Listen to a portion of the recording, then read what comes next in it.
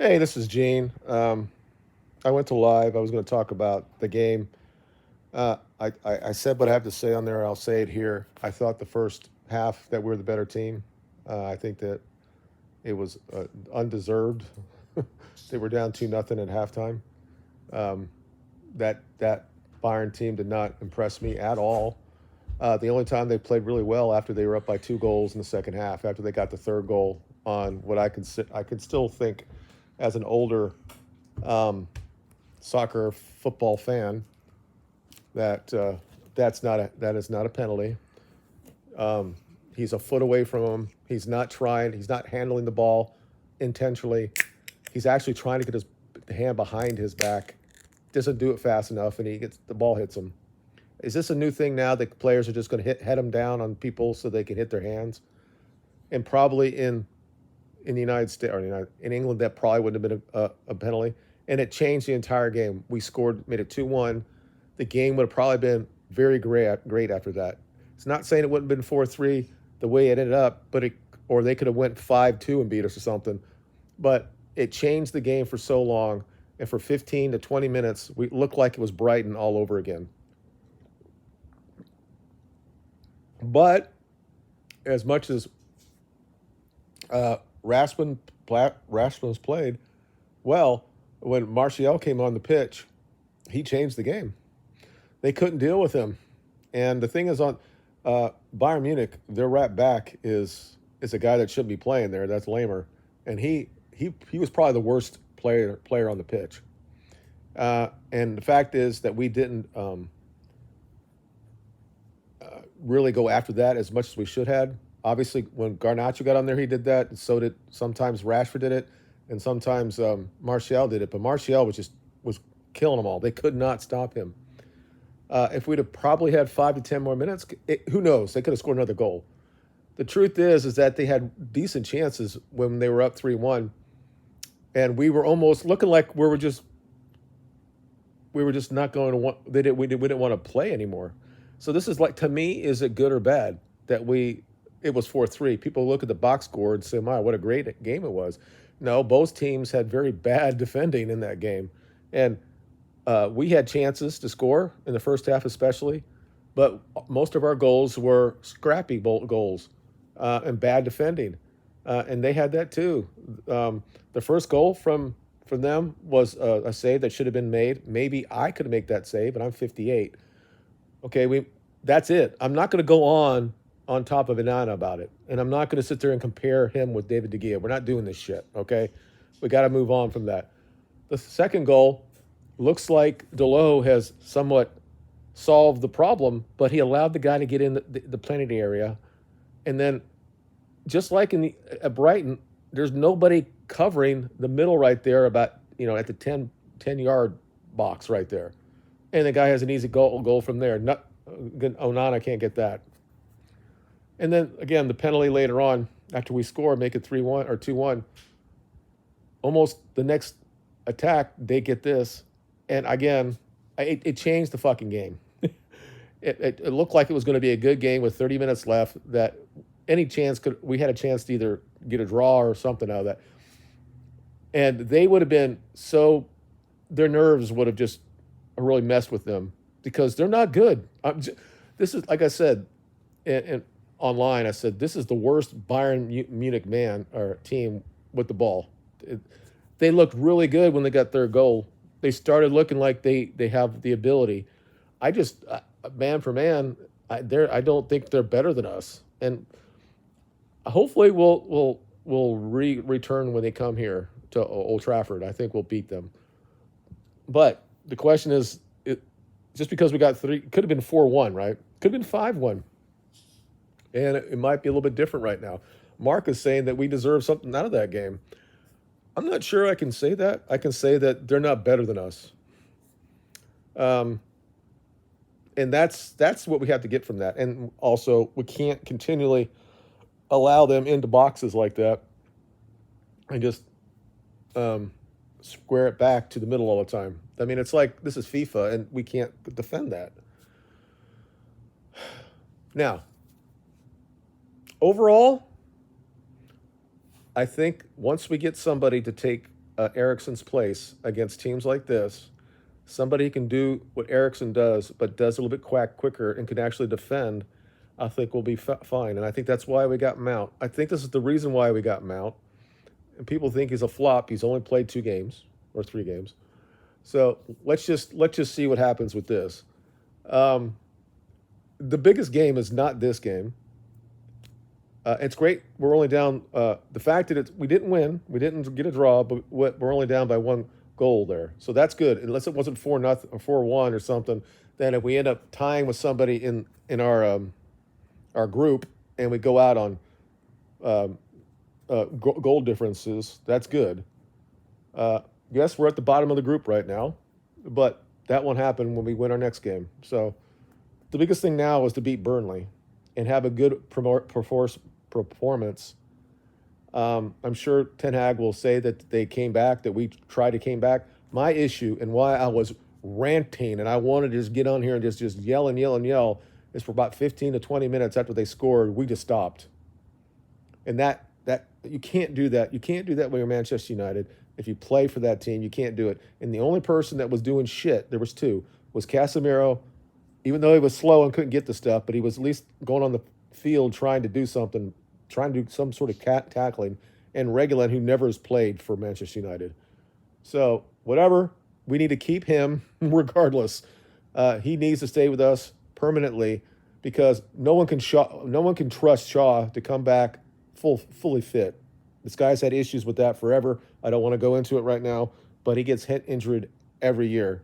And I think that Reguilon, I like him, and I always have. And I said that on my years ago when we almost got him. I was like, well, Spurs got a good player here. And I don't know what happened with him in Spurs. Maybe because he's too forward thinking, and Conte was there, and Conte was more of a defensive player, whereas Reguilon actually fits the profile of what we need to do here. So I'm going to give you my player ratings. Obviously, I'm not as upset. It's still a loss, but just Bayern Munich has holes, kind of like we do. They're not the best team in Europe. They're not even close to Manchester City. Arsenal will destroy Bayern Munich. It won't even be fucking close. It won't be. Liverpool, if they were in the Champions League, would do it as well. There's a big gap between Manchester City and everybody else in Europe right now. Regardless if they've had the injuries that they have, their defense is a hell of a lot better than what we saw tonight. Now, City also has holes as well, and we have a type of team that can exploit that. But we should have continually gone down that side where Lamer was, and continually going that way. He was I think he was on a yellow for 60 minutes. So I don't understand why he didn't do it. First half was a 50-50 game. Second half, it was good until they scored that third goal. And then for like 13 or 20 minutes, we can't play. I mean, Bayern Munich will say, I can't believe that the game being 4-3 when they could have won 5-1. We could have said, well, all of your goals were dubious except the last one. It was a nice little pass, and then he hit it over the top of Onana. I don't know that maybe Onana could have stopped that. I don't know. But it was a great pass, just like almost similar to what the Casemiro won last year to Sancho. So Casemiro got 2 goals. So obviously, he's the man of the match. For me, I would think he got 2 goals. But let me go ahead and go through the player ratings. I'm going to say Onana has to be a 4. If he's going to play for Manchester United, even though he was in the final of the Champions League last year, he has to make that first save. He has to. He has to set the tone. Now, he made good saves later on, but these are ones he should make anyway. He made one really good one in the second half that I'm not sure our former keeper would have got, but probably would have. I think that everything that came in, the ones he didn't stop, he was not going to be able to stop. And now they're going to say he's had so many shots and he's given up so many goals, and that makes him a bad goalkeeper. He's got to get his confidence back. All the players were giving him console after the game. This is just the first game in the great group stage. I think we'll be fine.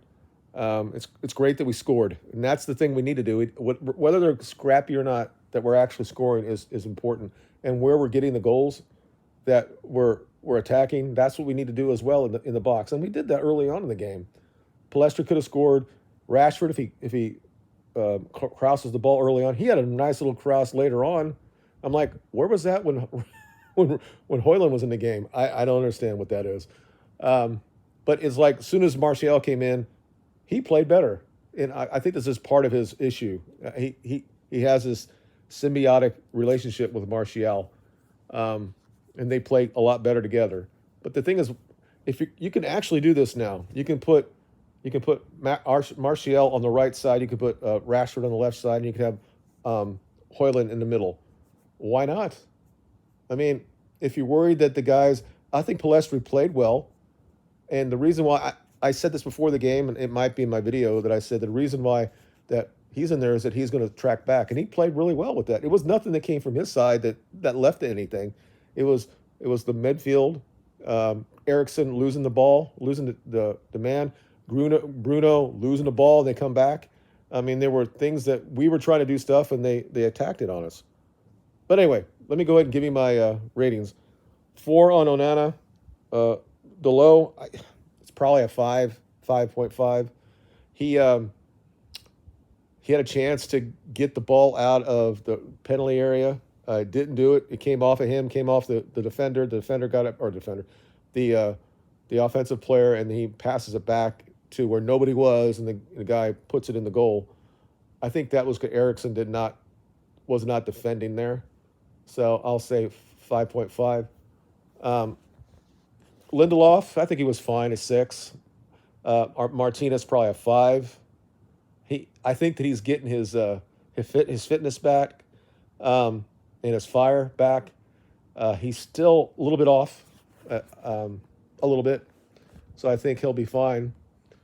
Regulon 6.5, another good performance. It's hard. You get four goals. It's hard to give any of the defenders anything above a 6, but I'll give a 6.5. He was going back, doing everything he can, trying to get back. Some of the times Marcus came back to defend after he was going up the field, but that's what they were going. That's where Bayern Munich in the first half was going on that side because Marcus was upfield and so was Regulon. So they had openings there, but they didn't do anything with them really until the first goal that Onana just should have got it. So 6.5. He gave him a 3. He gave Onana a 3. So I don't think it's a 3. This is his bias again because he believes that David still be in the game or should be still here. In the midfield, Ericsson's got to be a 4 because of the fact that he didn't track back. He had some passes, but he also lost a couple of them. So I think that's fair. Casemiro is it's probably a 7. Not as great on defense, but he had 2 goals, so he has to be a 7. Has to be the man of the match for us. Martinez, he's looking at Martinez and he gave him a 6. Okay, it's hard, but anyway. Bruno probably a 5. He also know a guy that lost the ball at the game when it's 3-2. He has a guy open there. I think it's Garnacho on the left. He puts it more into midfield, and the guy brings it back, and they go down and score. So, and he had these issues all day, and he's still doing these Hollywood passes. So, what did I say, a 4? No, probably a 5 for Bruno. Marcus, a 4. Could have had a good game. He was on that side. He should have been able to have a good game because Lamer was over there, or was he on the other side? But regardless, Hoyland a 6.5. Thought he had a good game. Had one chance and he buried it. And who else? Palestri a 6. Did everything he could do. Could have scored early on in the game. And then Martial, when he came out, was a 7. If he'd have played that way for longer, he might have actually been man of the match type of in the match. But Comedy a 3. Didn't do anything. I think that he thinks he needs to go. I don't think he wants to be there anymore.